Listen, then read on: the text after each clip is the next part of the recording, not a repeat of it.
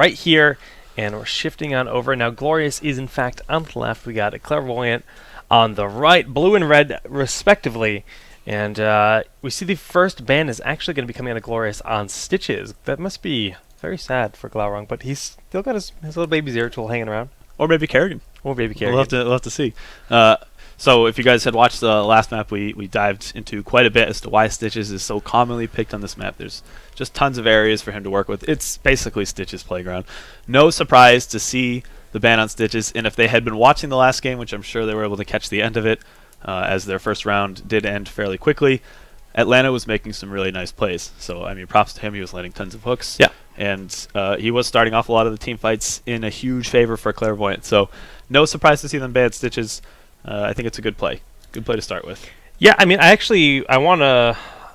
gotta know, did Flame Cannon forfeit their game? They probably did, because there were no bracket updates when our match finished, except for Glorious versus Flame Cannon. Our game was 12 minutes long, so if Glorious beat them that much more quickly, that's impressive. That's true. Because all the games started around the same time. It's possible that they didn't show. So especially when you consider that teams are going to be striking out maps rather conservatively. Right. But it could happen on like Mines to have a really, really short match, but what I'm getting at is if they had a forfeit, Glorious was able to watch Clairvoyant's game. They know that Clairvoyant's going to be their opponent, so they sat there and watched. So if they're banning Stitches, they probably saw those sick hooks coming out of Atlanta, and they're just like, we want none of that. We're getting him out of this match. Right. And so we have a ban on Zeratul, and that's Glaurung's just, it's forcing him into Kerrigan in a lot of ways, based on his tournament experience. That is very true. I'm sure he can play a bunch of other heroes, but what we've seen out of Glaurung in terms of competitive play, it's typically some combination of Stitches, Zeratul, and Kerrigan. So I wonder if does Clairvoyant know this? Are they researched enough? Yeah, I'll get that eventually. Do they know enough about Glorious's gameplay to know that Kerrigan's going to be a top priority for them? If they can play around this. We know they're going to grab Kerrigan here. We don't have to worry about this. Or we can take Kerrigan from them and force Glaurung to play a hero maybe he's not as comfortable with in competitive. So we'll have to see. And we are waiting on... I think Glorious is going to pick first. That might mean that they're forced to grab Kerrigan early. I'm not sure. We'll have to wait and see. And they are... Wait, did I miss something? It looks like someone was bugged. They're chatting, saying, I'm bugged. Okay, I'm sorry, guys. So Glorious picked Tychus first. Yes, we didn't catch that. It's buried in this wall of text. It is buried. We should have an official draft sooner than later, so it won't be as makeshift as this, but we can see on the graphic here. It's going to be, looks like Tychus, Kerrigan, and Falstad so far here for Glorious. So Kerrigan on Glaurung, like we said. And, Tychus, Kerrigan, Falstad, that's a lot of kill power right there. Yes, it is. And Arthas Vala on the other half. Now, of course, Glorious will need a tank. Chen or Muradin. They're basically forced to take Chen. I would love to see Clairvoyant grab Chen here. I don't know. Muradin. Well, that's just right. You're right. You're right about Muradin. Possible.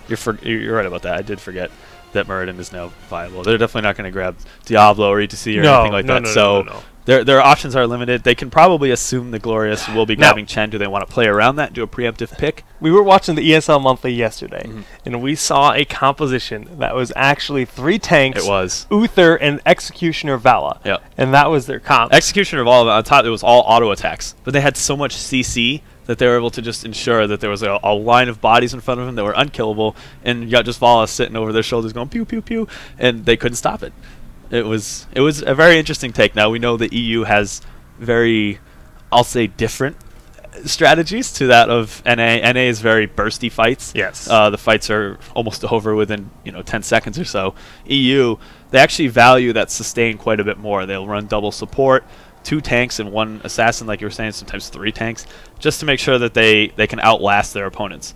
It's a very interesting take on the game, and I honestly cannot wait for the day when we can see NA's top teams going up against EU's top teams. It's going to be really epic. Dude, the first LAN in general is going to just blow everyone's mind. Like when it comes to a DreamHack or something of that nature, when all the teams from across the world are competing in the same, without lag. It's a ways off because we're still in alpha. I think about it all the time. Like, it's going to be great. It's going to be great. But we can see Falstad Kerrigan, like we said, was picked up for Glorious, but Tassadar Brightwing is going to be the response coming out of Clairvoyant, so no triple tank nonsense, none of that. Nope. All right, so they haven't picked up their healer yet either, and that's typically, let's see, Nirak likes to take Brightwing, so I can understand. I'm going to guess he's going to go probably Mouth. Uther Muradin. Okay, so we're seeing Nirak and Uther. Muradin going to be played by ZPs. We've actually been seeing his Muradin a bit in scrims lately, and it looks really solid. And I mean, this combo where you have Kerrigan to pull you in and Muradin to lock you down, while Falstad and Tychus can just kind of rain down on you with all their damage. Yeah, I mean, I will say the way things are set up right now, if the fights go in Glorious's favor, and by that I mean they get all their stuns off and things are positioned the way they want to, it's going to get real ugly. So it's going to be on Clairvoyant's job to make sure that the fights engage in weird ways that Glorious isn't expecting, etc. So that's what I'm going to be looking for. A lot's going to come down to how the fights start. I want to see Nazebo. I really want to see Nazebo as the last That's pick. A good point. Yeah, we haven't seen him grabbed yet. I know that Glorious, they have experience playing Nazebo, so I'm surprised to see that they didn't pick him up, perhaps over the Falstad. I mean, they've got Arthas, they've got Brightwing, and they got Tassadar. I hate to say that Force Wall is an option if you grab Nazebo, but Force Wall is an option. It's not a common pick at all. Yeah, that's true, but can you give up the damage that Archon has, given the current team, when all the damage they have is Vala? You're right. It's going to be tough. Chen. And they go Chen. Chen. Okay. Interesting. Double tank. Yeah, going for the more heavy front line. So their damage output is not very high. Especially, I mean, we were talking before about how Tassadar, his damage has been cut down a good chunk. And, Vala is always going to have really good DPS. But I mean, we saw them building into a sort of a Rancor build. Do they have enough control? We'll have to see with the Chen and Arthas in play. Are they able to block and control the rest of the team fight so that Vala can get those auto attacks in? We'll have to see. The fights are going to be interesting. I mean, I'm just looking at the draft. I want to give Glorious a huge advantage here. I just like the way the things are going to set up for them. You're right. There's a lot of control available. It's like you said, though. So much comes down onto that initial initiation on Kerrigan, and there is a lot of responsibility on huge polymorphs and Emerald Wind. That's true. Emerald Wind can completely just disrupt that initiation, but when you consider Kerrigan has Rewind, it's like, okay, I'm just going to try again in 2 seconds. Yeah. And they're gonna be playing with fire. I should probably fix the overlay. Look at that, Cursed Hollow. That's gonna be our map. Actually, real quick, I wanted to say I didn't think about this much, but Nazebo maybe not the best of choices considering that they had Muradin and Kerrigan. You're right. There's a lot of stun potential there. Kerrigan can leap over people to get. As soon as I said it, I was like, well, maybe Kubi will go with it with me, and I gotcha until right now. That's all right. All right, so why don't we introduce our teams here? Let's do that. Okay, so for the blue side, we have Glorious Gaming, we have Glaurung on Kerrigan, ZP's on Muradin, Syracuse will be playing Falstad, Cathan Luck on Tychus, and Nirak will be playing Uther. And once again, just a shout out to Ali for creating this new UI. Absolutely. As you guys see the pop up in the middle of the screen. I'm glad he did that because seriously, the guy did a lot of work. Yeah. Well, on the other half of the map, though, we have Spanker playing as Tassadar. Vala will be played by Clown, Brightwing by Rusty, Caterpillar on Arthas, and Chen will be played by Atlanta.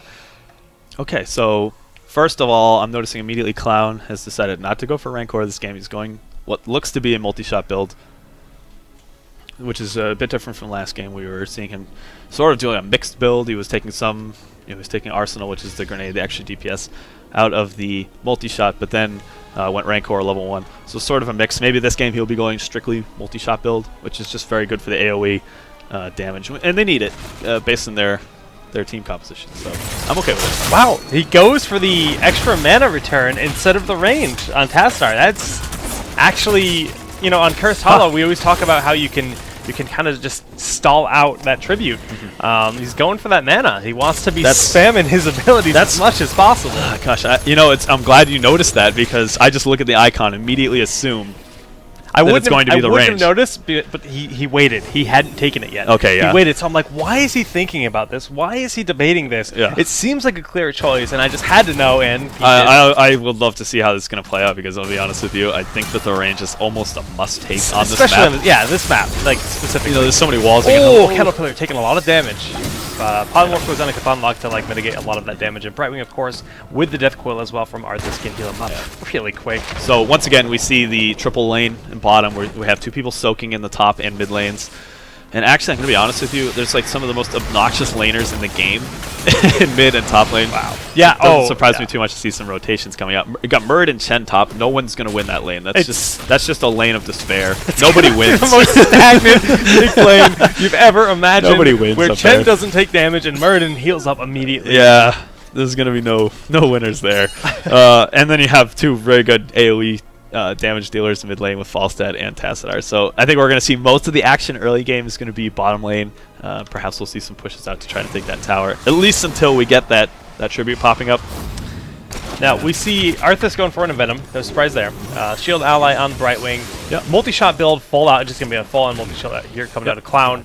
And we actually had a kill that I completely missed while I was reading talents. Silly Jake, that's my job, jeez. Yeah. Actually, a really weird one is Skullcracker taken from Murd, and every third basic attack will stun. It's like a mini stun, sort of like what you see on Avatar. So very cool. Maybe he's been messing around with that and sees some value in it just to get the disrupt. What they're looking to disrupt, I'm not sure. There's no way he's going to get 3 consecutive auto attacks on a strafe. And I don't know. I'm really confused by that pick, to be honest with you. It's not a very typical talent that has been chosen in the past. Now, Clairvoyant straight up gave the tribute away, once again. Gloria soaked during all of it, but they did lose some pressure here in the bottom lane. So they lost a tower for a tribute, but they still have, you know, the slight level advantage of the golem spawn. That's what that sound effect was. There's no one fighting a golem just yet, just him spawning. And we see that Glorious is actually going for some offensive knights. Ooh, they're going to get here just a little bit too late. And is he in trouble, though? He just uses his dash. Yeah, he's going to die. He's so dead. Wow. Like, okay. That's like almost heads-up play from him to just say, like, all right, where are they? You know, 2 of them, 2 or 3 are missing. He just goes down to investigate, but that's... Chen's very tanky. He's not that tanky, though. Right. And, you know, even if he was able to get in there to stall, I think the rest of his team wouldn't have been able to catch up in time. Those Knights are definitely going to go the way of Glorious, and that provides him a little bit of pressure. Those Knights are actually going to die really fast just to cannon shots. It's more about denial and a little bit of extra experience. You get more experience from capping the Merc camps than you do from cleaning them up. So it's just a nice little play. They can't take the Knights a little bit later to push down mid lane, be a nuisance. So nice pickup from Glorious there. And, you know, but in the meantime, Clairvoyant grabs the entire wall, the towers and the wall in this bottom lane. That's some nice pressure they have. Second tribute of the game has, in fact, spawned here. Wow, Glaurung really out of position. I'm not sure if I like this. Really far forward. Yeah, like, especially with Arthas and Spanker in position there. Murden has arrived, but Glaurung does need to back up. Chen going on him immediately. A nice ice from going down to try to help peel, but Cloud getting so low. Is the stun there? Wow. No. No stun available. And they might even be able to pick up Nirak here. I think they will. They have to cleanse himself to get out of that Howling Blast. A really, really smart play. And if that's the reason that he gets out, okay, I think they're still going to be able to catch him. Pretty nice cleanse, though. If that's the reason you just don't walk right through that Howling Blast. He does have a 30-second cooldown. Cleanse is a level 7 talent and allows, if he casts it on himself, he's 1 second that he is immune to any CCs. And if he's in a CC already, it purges him of that CC. Now, during all that, bottom lane was being soaked by Glorious, and they actually caught up in the turret battle here, or the structure battle, if you will, in the bottom lane. So we did see a couple of kills picked up from Clairvoyant Gaming there, but you're right. It's probably 2 kills and a tribute for Clairvoyant. Yep. And kind of a level advantage here, going for 10 first for Glorious. Yep, and that's probably because you're right. Unlock was down here soaking, and he was taking those towers out, so that gives him a bit of experience because the EXP is distributed now. That tribute, or this tower, I know he wants sitting at 88 HP. Tom's like, nah, you can't have this. He wants it so bad. Look at this, they're waiting for it. Oh no! He is going to get obliterated here. Cthulhu is actually just getting annihilated. Tribute, in fact, you know, is available for Glorious, but they're opting to kind of back up as they do not have they can't really do this. I think they're going to lose more people if they try to contest this. This is not good. He's too far forward. Rain of Vengeance goes down. Level 10 is hit, immediately being used. Oh, that's a lot of damage there. And let's get the heroics here on the side. We can see 2 heroics have been used on the side of Clairvoyant. They're waiting for Cthulhu, but there's no curse yet. Yeah, no, you're right. If Atlanta had been, you know, in the position that, say, like Clown was in, Glaurung was dead. Like, there's just no way that Kerrigan was going to get out of that, especially with the root on his flying kick at level 7. That's too much. And that was, I think it was just a poor call from Glorious. As soon as they lost, Cthulhu was just like, okay, all right, back up. We're just giving this tribute. So I like this. They know their knights have to be cleaned up. This gives them time to grab the golem. There's a good chance that the boss will be picked up by Clairvoyant, but Glorious is actually already on their way. Classic bait and switch. I like it. Yeah, we see that Clairvoyant is They just saw that was capped. They know that some of their team is probably halfway across the map. But wow, they're taking a very nice team fight here. Yeah, ZP's has to back up, and he does immediately. That was actually a good position. Up. This is a tense moment. Caterpillar in the front lines here. That's definitely where he wants to be. We see the heroic coming out of Muradin. He's going in the front line. Odin is used as well. The Vine Storm on Caterpillar. Shotgun doing so much damage! Wow, Clown, how did he get out of there? Then Clairvoyant in the front lines with his Maelstrom doing a lot of work as well. Emerald Wind doesn't really do what it needed to do. Just a little bit too little too late. And they have to back up here. Spanker, gonna fall. Wow. Ooh. Does he get out? Okay, that was wow, really, really clutch. Void shift there, incredible. That's the only way he was going to live in that situation. So that was the just heavy damage output that Glorious opted to go with this comp. Like the initiation was really good from Clairvoyant Gaming. They just had the positioning was really nice, and it looked like the fight wasn't going to quite go for them. And then they just started dishing out so much more damage than Clairvoyant could. I think a big part of that just came down to the shock and awe. Oh my goodness! Wow. Right of it, just pulling out nice party bush Syracuse, from Clairvoyant. Yeah. They knew that they would be rotating down there. Well, it's going to give all the props to Fallside, who just died. But the shock and awe, and then with Glaurung going in with Maelstrom, with all that extra damage on top of the shock and awe, they can't mitigate. I mean, Brightwing can AoE heal, but you can't mitigate that much damage. Right, especially when you consider that he went for Emerald Wind, not Blink Heal. He doesn't have a crazy amount of sustain like you were mentioning. So Curse here for Clairvoyant. For Glorious, does not care. It's a slightly riskier, but they know that they're bottom. They have very good vision of all of this. They can do it for free. And they'll probably even rotate down and take those Knights again. I like this. Depending on how much pressure they put up, they might decide, okay, doing a little bit too much. And they're not taking this as quickly as I thought they would. They probably will just back immediately after. Yeah, they have to. They have to. Yeah, they're going to lose the keep if they don't. They might lose it anyways, honestly. The keep can't fight back. They're throwing all their damage out immediately. And I don't think there's any saving it. They Hearth anyways, but I'm not sure how much of that. They won't take it. They get a couple kills out of this. It's okay. And a really nice shock and awe coming out of Syracuse.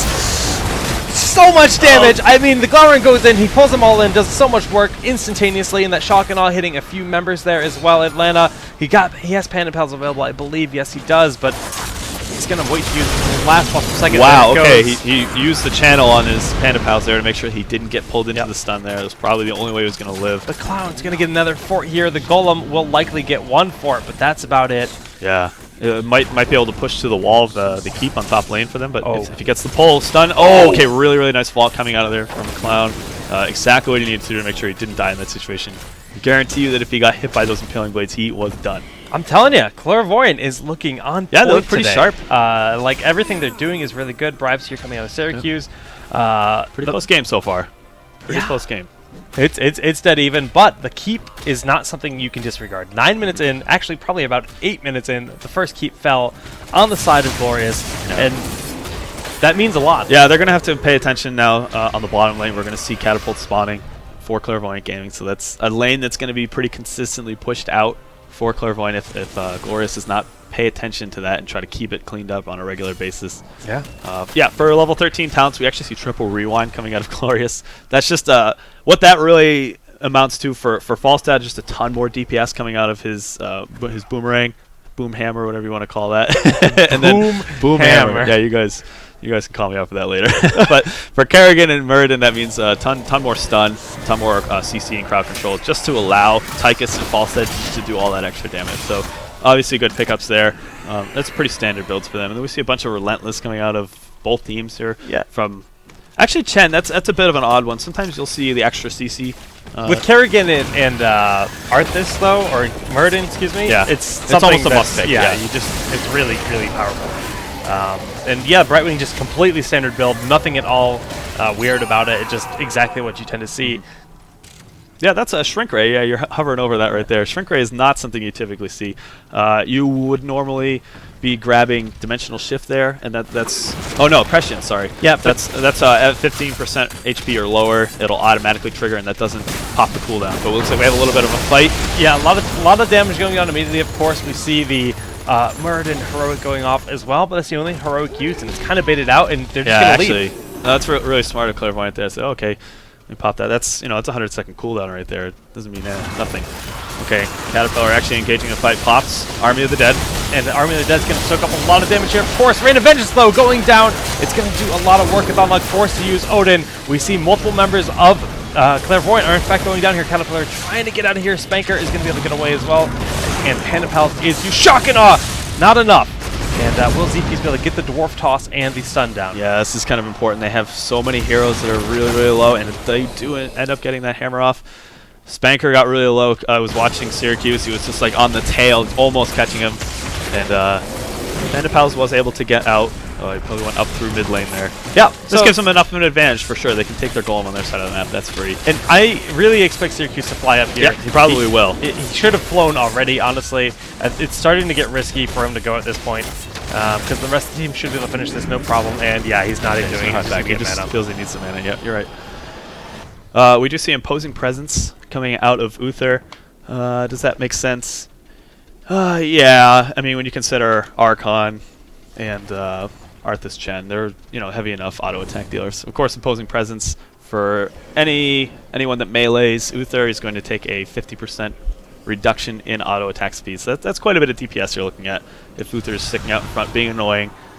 And the typical build is Stone Skin out of Tychus. That's something we normally see. Overdrive just to really beef up that damage of that Shock and Awe. So an extra 25% damage for extra mana cost.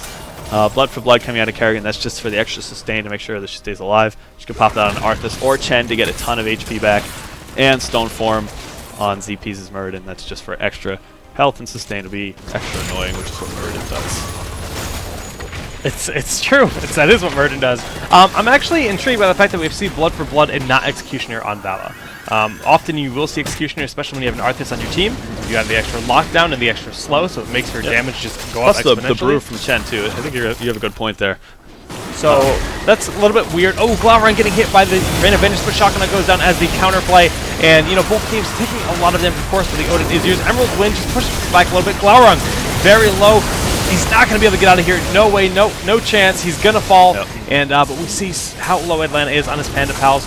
Getting in front of ZP's, locking him down, getting the kill. That's 3 members down here on the side of Glorious Syracuse. Fair, oh my goodness, does not live. Going to be an ace. How much health does Cthulhu Luck have underneath that Odin? Okay, he's got plenty of health. But it's still risky for him to be here. All right, there's some weird things that happen in that fight. I would say overall the Emerald Wind was just a complete whiff. Yeah. But that said, they isolated the right targets. They immediately just went for Glaurung. Like, no, we've had enough of this. And they just dived on. Panda Pals locked her down. She couldn't move. And that was it. Once you have that DPS out of the fight, then you just saw them, just piece by piece grabbing other members of the team. They have so much CC available to them that there was very little they could do once they lost that huge chunk of damage output.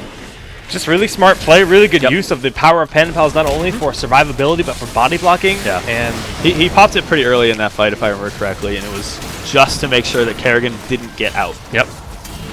And it worked. Yep. It was the right play, and it made all the difference in that fight. It was just they're isolating the right target. If they continue to do that, that will swing the team fights in their favor every single time. Of course, that's not always easy to do, especially against an experienced team like Glorious, but that's what they should be aiming to do. Now, levels are dead even, but there is a golem in the top lane pushing at this fort. This fort will fall if they don't defend. Falstad could fly up if he decided he would like to, but it looks like he's going to walk like a peasant bird and make his way on up. Yeah, so there's really nothing else on the map that Clairvoyant can be doing, so it wouldn't surprise me to see them... Okay, they're actually going to go clean up the Knights. That's fine, too. It's a bit of a passive play, but I wouldn't have been surprised if they actually wanted to go up and put on a bit of pressure with this Golem, considering there's very little options on the map for them to take. But this is a fine play, too. They're just going to put a bit of pressure on mid lane, maybe threaten this keep, take the wall down a little bit. Maelstrom, just about ready here. All heroics will be off cooldown. Middle fort's getting pushed down to 650 experience for each tower you take out, and that's a good chunk of experience. Yeah, we can see that given the experience lead. Setting up a bit of a party bush here in case they push out a little too far. And okay, oh, they know. They're aware. ZP's knows, yeah. So they're backing up. They're saying, okay, ZP saw us, let's leave. Making their way to this tribute. One more tribute will give a curse to Glorious. 2 tributes needed for Clairvoyant. Look at this positioning. Everything is just like they're backing up just a little bit. Clairvoyant always has, like, they're the gatekeepers for this, And ZP's is just checking the bushes, throwing the hammers in the bushes. That's smart. They know that this is, very, very serious. Oh my goodness, Cthulhu caught out of position here. ZP's needs to back up. Rain of Vengeance actually getting whipped. Oh, the Shotgun does such a good amount of damage to Rusty. This fight should go to Glorious. Yeah, I mean, with Rusty down, you'd think that, but with Caterpillar and Atlanta having so much sustain, they're in the front line doing a lot of work. We see Syracuse gets the heal at the last minute where he can stay alive. Clown Gonna fall. Oh, Panapal's appeal? Is this happening? Is Clown actually gonna survive here?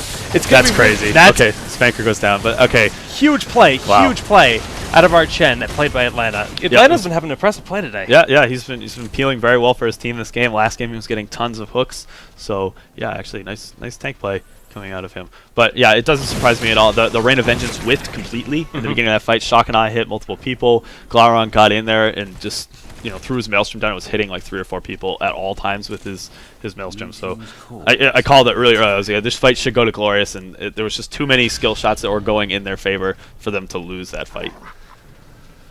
I mean, it was well done, especially having their Brightwing dead so very early in the fight. I mean, he's already back up one of the other members had 15 and 20 seconds remaining on their death timers. Very odd. It just overall, this Tassadar build is so different than what you usually see. I mean, the Shrink Ray at level 13, usually we'll see them take the Prescience just to get that extra survivability, and then he takes Second Strike for the, I'm guessing for the extra DPS. It's like middle of the road, like in every way. It's like a little like all over the place, but I mean, he's had a couple close calls. That last fight, who knows? Maybe Prescience would have made the difference. Yeah, we see Tassadars more often than not. They're grabbing the extra health and move speed on Dimensional Shift. That's a curse for Clairvoyant. That is a curse. And we'll have to see what they end up doing with it. Now, they're going to have to make a big push just to really try to take down one of these keeps. That's really all they can do with it. Oh, Clown is very out of position. Yeah, Glorious for the rotation. I think they were trying to split up everybody to get a little bit more pressure across the map, but that's the danger. You know that the team that is cursed is well aware. They're actually going in. This is not the right call, I don't think. The shields are already down. They're just going to go at it. They don't have Valor, but does it matter? With the shield, they looked at the core and they said, look, the shields are down. We can do this. We can end this game, and I think they're actually going to succeed. It's going to be close, but Caterpillar. No. Yeah, with Atlanta and Caterpillar. Oh, it's so very close. 20%, 18%. Oh, no. Okay. My immediate instinct was that it wasn't the right call. It may have still been the right call. It's 13%, you're right. I just didn't think they'd be able to kill the core outright with that push, and it turns out to be the case. But it still might have been the right call because they can just dive on it later, just find a position.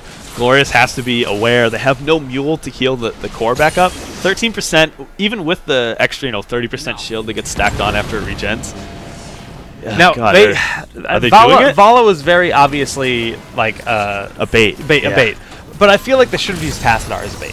Tassadar can stall them longer, and Vala can do more burst damage.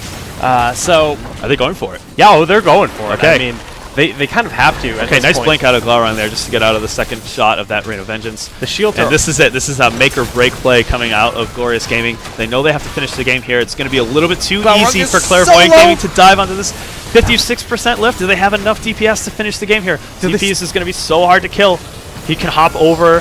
Oh. Cathon Luck, do you have Odin? Do you have Odin? He does not, and he's going to fall as well here. 24%. Can Zephyrs do it? He has to hop over. Yes, 60%. Oh, no!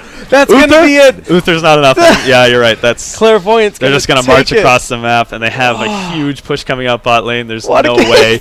50 seconds before Glorious respawns here. It was a bold play.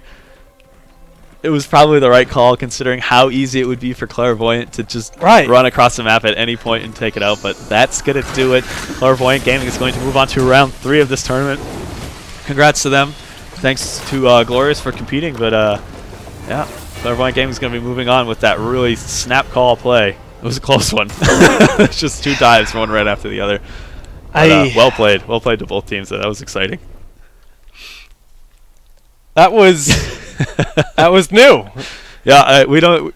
Ever since they made the changes to the core health, and we're getting to that point in the game where it's starting to even out. Previous to the previous patch, but we don't see dies like that anymore like we used to. Where teams just full on, we're going into it, and it doesn't matter if we all die if we can do that to 10% and then just we saw Vala later. We saw Vala just kind of throwing a life away, oh, that was a terrible misplay. Right. What are you doing? And it's like, oh my goodness, they're actually using her to just put the rest of the team out of position to just run on in. They saw the shields were down, and 13%. Pretty darn close. Yeah. I saw it immediately. I was like, I don't think they have the DPS to do this. It ended up being the right call in the end anyway, but wow. What a game. 20 minutes exactly, according to our time screen here. And, Clairvoyant beating EG and now beating Glorious. This is quite the day for them. This is good. good play coming out of them so far. I like what I'm seeing.